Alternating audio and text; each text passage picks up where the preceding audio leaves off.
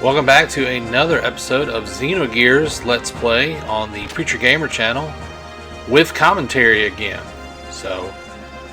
Today Faye is in a lot of trouble, so we need to go and see if we can find the Etone, who is with the Church of Ethos. I don't know if I'm pronouncing any of that right. To see if they can help us get Faye the medical attention that he needs. So, supposedly on the supply deck, so we'll go down there, we'll take a look, or on the main deck. We're going to introduce to you a few new characters today, not just the Etone we're about to meet.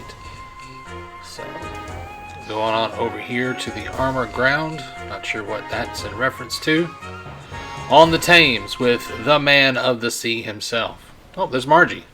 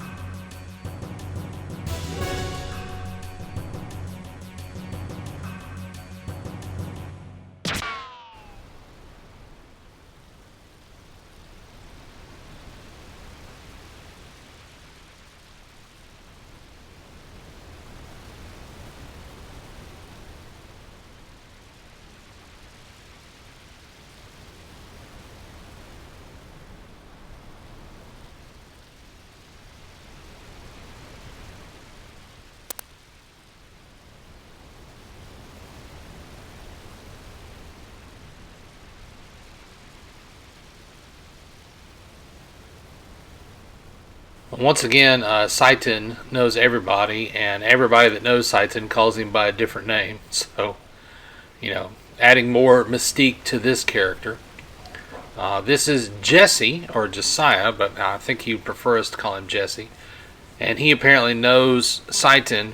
Everybody that calls Saiton Hyuga knew him back in the day, and had some sort of connection to him in Jugan or Jigan, I can't remember. It's the school they all went to school together. The military school they all attended together in Solaris, which isn't a spoiler at this point because we know that several characters were with Saiton in that place, and it turns out Jesse's just another one of those characters.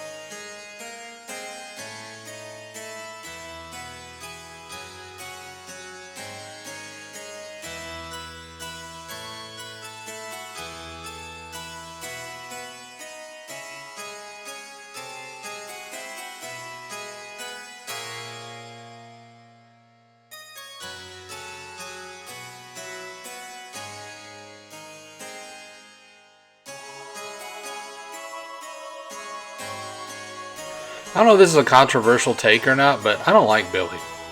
I think that they do that on purpose, though. I think that they set him up like he could be a villain, and then they pull the rug out from you later in the story. I don't want to spoil it because it's kind of a big moment, but like they just set up Billy as, I don't know, even his physical appearance.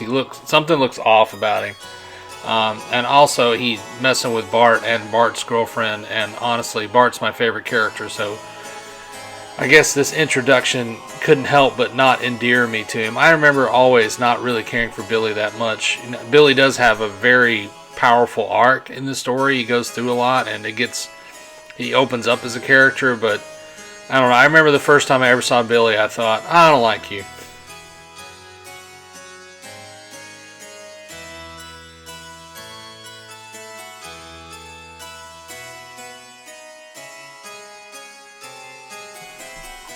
Also, I just love Bart. You know, they're like, Ellie's like, are we going back to Ava? And Bart's like, heck no, we gotta help Faye.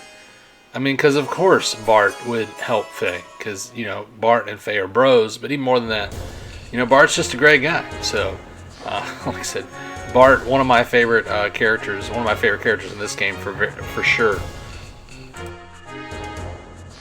And I mean, the reason I like Bart is that he's interested in doing the right thing.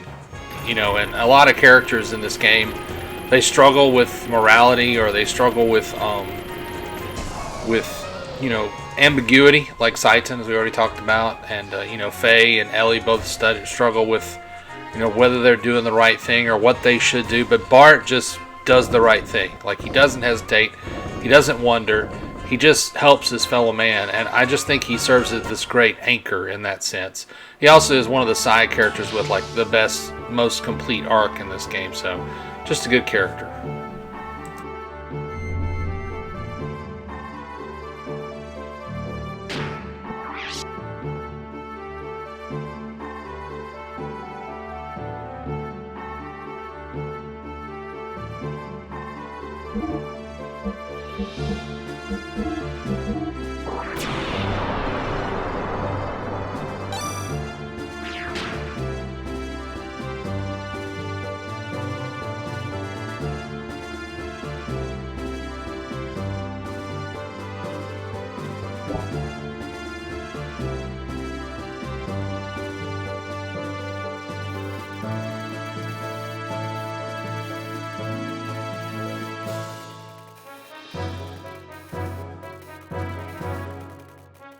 I guess in that case, we should go see what Margie wants. I wonder where she's at. I'm sure she's on the Yggdrasil, so yeah, let's go look for Margie, see what she's got.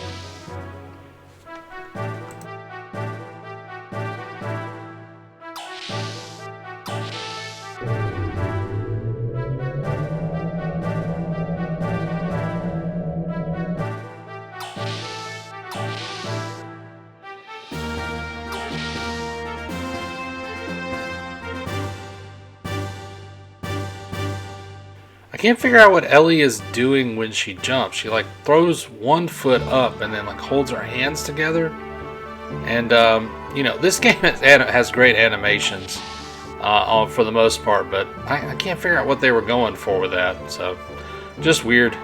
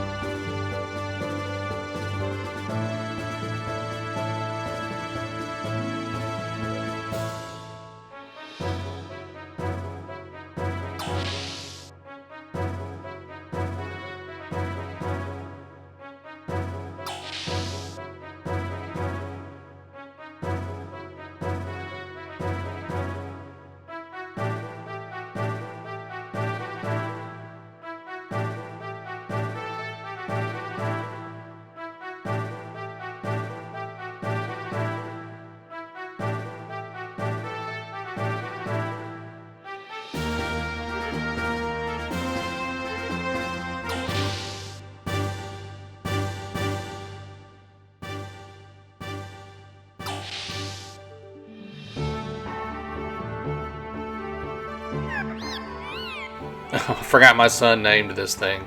Actually, I forgot this thing existed. Little Pokemon or something.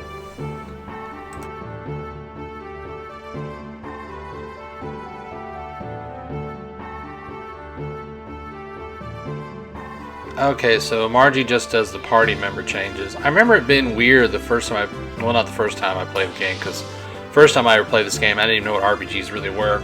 But I remember it being weird when I replayed it years later, after playing a bunch of RPGs, and like not having a real good way in the menu to swap party members. And I don't think I think it took me a long time to realize that, like, I think they said go see Margie, and then like I just never did, so I didn't know how to swap party members for like a really long time in this game, because I never went and saw Margie. And here it's the exact opposite. I forgot that's what she did, so I guess it was kind of a wasted trip, but oh well, it's okay. So north of the Thames, huh?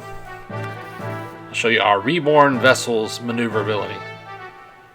So the upgraded Yggdrasil can drive on the water and on sand. It cannot do grass still. For some reason, grass is a little bit above its pay grade. But I guess I need to try to find the oh, I think I hit the wrong. I was trying to see if there was like a boost button, but I hit the cancel button, and now I'm back in the Yggdrasil. Okay, at least I know how to do that now. Looks like that was square, so I guess there's not a boost, which is fine because it moves pretty fast anyway. Alright, back to the sea. I don't really know where to go. I know I'm supposed to go north, but I don't really know where to go, so let's see.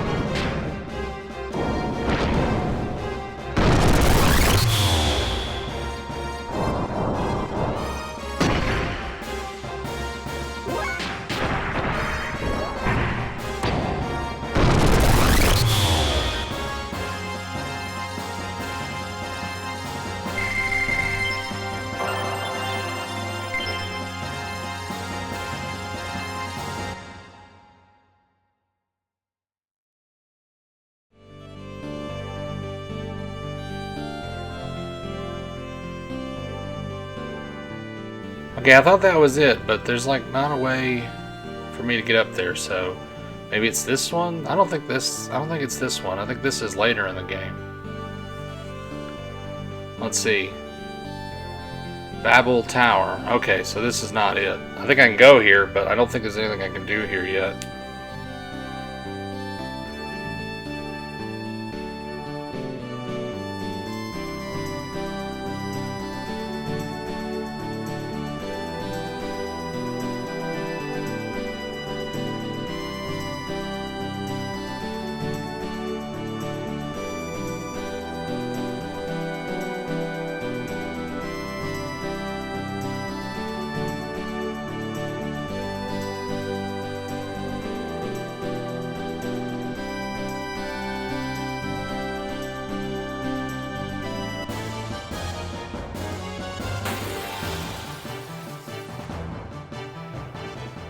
Okay, what is this thing?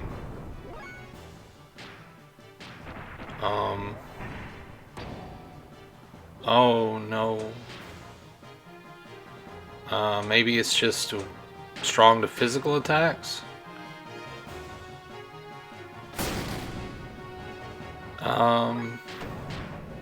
Okay, well Bart's a little... Okay.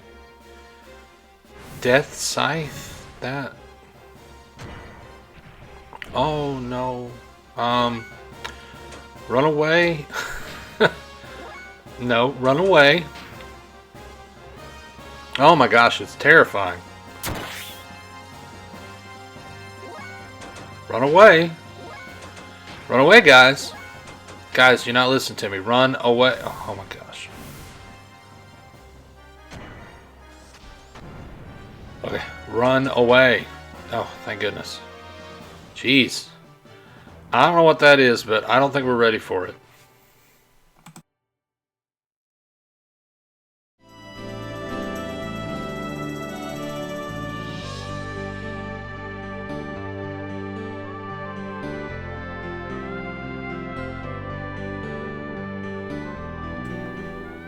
Okay, let's see if it's this building. I don't think it's this building.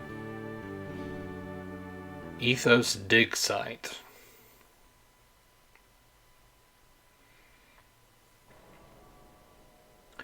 No entry, Ethos personnel only. I said you can't go in. Yeah, but there's like one of you, and there's like 3 of me. No? Okay, fine.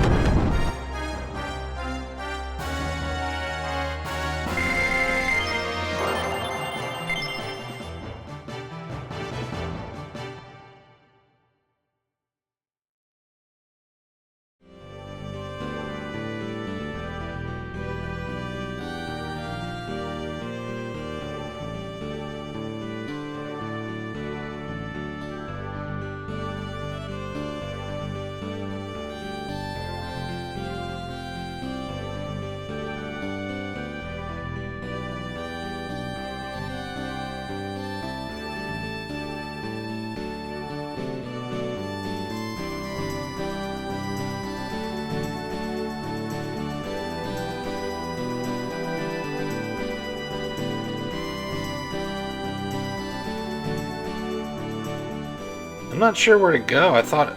Oh, there's a beach. Oh, there's a beach. Okay. Well, I guess I did get the right building. I just didn't go around to look for this beach.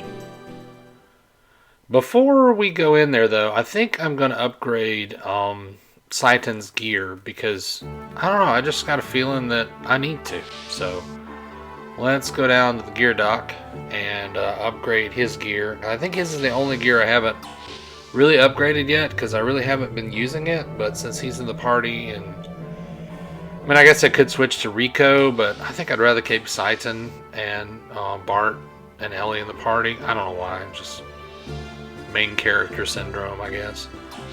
But yeah, we'll go into the dock and upgrade some gears and then get back to the story.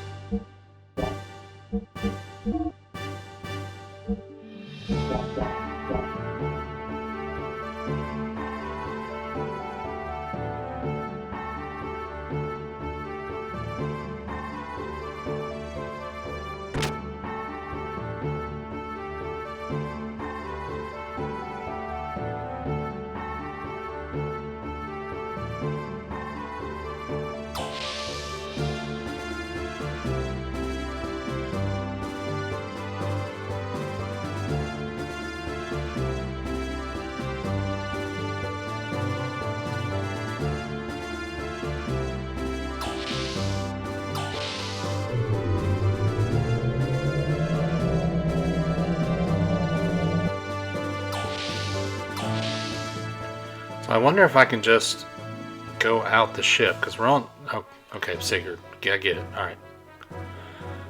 I can't get off... Okay. Couldn't get off the ladder. Jeez.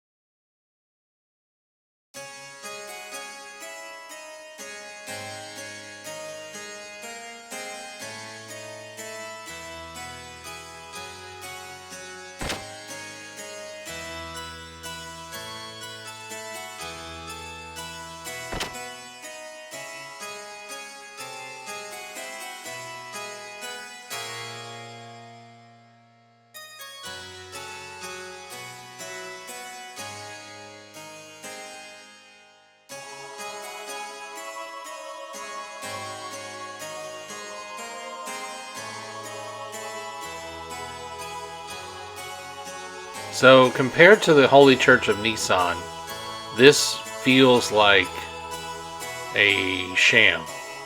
And that's intentional, because, spoilers, if you haven't played the game before, this place winds up being pretty crooked. But I do like how, you know, when we go to the Holy Church of Nissan and we see Marguerite's religion, it's treated like with all this spectacle, and like there's these huge images of faith, and we learn about, you know, Nissan's Holy Mother.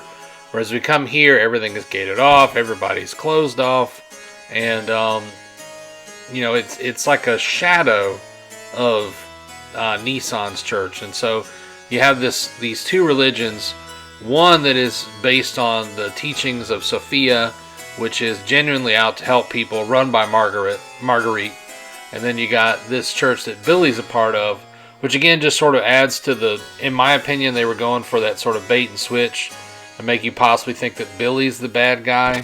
Or at least that's where I was coming from when I played this game the first time. I thought Billy just seems really suspicious. But you know, it winds up not being Billy specifically, although Billy's involved in it. But they do a really good job of sort of like slowly revealing that this place is more and more crooked as you go along, especially if you take the time to explore it. And I don't know, this section is very... I remember playing this section for the first time and just being like, whoa, no way, wow. And then like the game just gets even more insane later. So it's just like I think I was watching Magular's review of this game, and he was talking about that. He's like, you know, when he went through it at the time, this whole section was just like, wow, I can't believe it. And then, like, compared to some of the stuff that happens later in this game, it's just like, oh, you, like, forget how shocking this is the first time you play through it. So, it turns out that Faye is just really tired, and that's why he's taking a long nap. So we made all this way to Ethos to find out that Faye is going to be okay. He just needs a good long nap. So Faye is out of the party right now just from pure exhaustion. Which, if you've been playing the game, you know why Faye's exhausted. He literally hasn't stopped at any point since his village was destroyed. So I'm sure he's tired. So Faye takes a little nap, and we get to run around. Ellie leaves the party here as well, just for a little while, and it gives you the opportunity to kind of explore with Saiton and Bart. And this is what I was talking about earlier, where you slowly, as you go around, you start noticing that things aren't quite what you expect them to be. Like, there are locked doors, places you can't go. Some of the people you meet are not very friendly to you. It's just a real interesting way that they handled this section. I like it.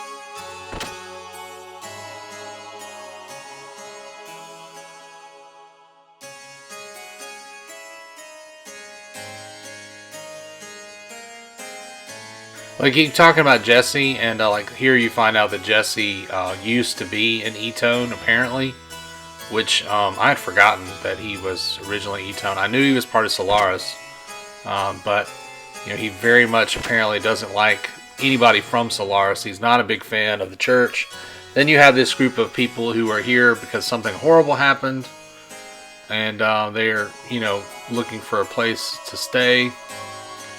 But what's really weird is that all these three people are really traumatized. But then you go talk to the guy who's supposed to be like in charge of them. Let me get over here in a sec. And watch what he does. Like, you talk to him, and he does this weird thing where like he turns and faces the wall, and it's like really, I don't know, just like little things. And it's funny because there's in a game like this 2D sprites. You don't have the body language and the eyes to read subtext with like you would in something like more modern, but they achieve a lot with very little. Like that subtle turn. I remember thinking when I first played this game, like, what does that mean? Like, when that happens, like, why does he do that? It's just kind of it's a neat little detail.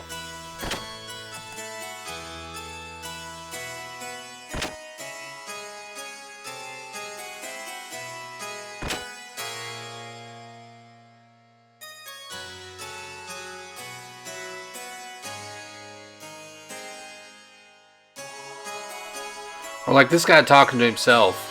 He's the first one to call them wells instead of reapers, and he's like, what are they thinking? Which just, implies that there's more going on than we're getting.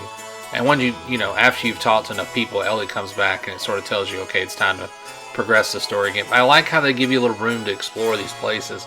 This game does that a lot. It's really good about giving you some time to just wander around and get more information.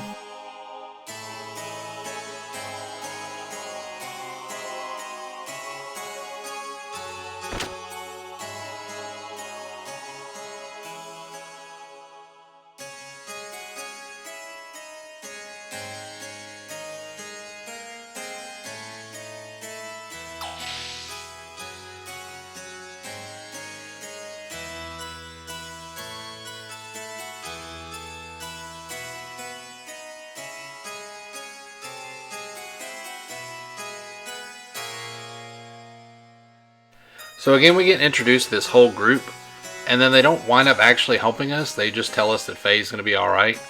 And you might think, well, what's the point of coming here? But again, the point of coming here is world building. We've heard about the ethos. We've even heard a little bit about the etones. So getting to come and actually see what they're all about, adds to the story. But more than that, Billy is the real reason we're here. It's kind of like how Rico was driving the last section, one of the last main sections of the story, and then Ellie kind of drove the story for a little bit, and now Billy's going to drive the story for a little bit, and we're going to uncover the goings on underneath of the ethos, and we're going to find out that how they're related to Solaris, and how they're an instrument of Solaris's will to control the people. So it's the story is opening up even more world building going on. So that said, thank you so much for watching, and we'll catch up with you guys next time, and as always, have a wonderful day.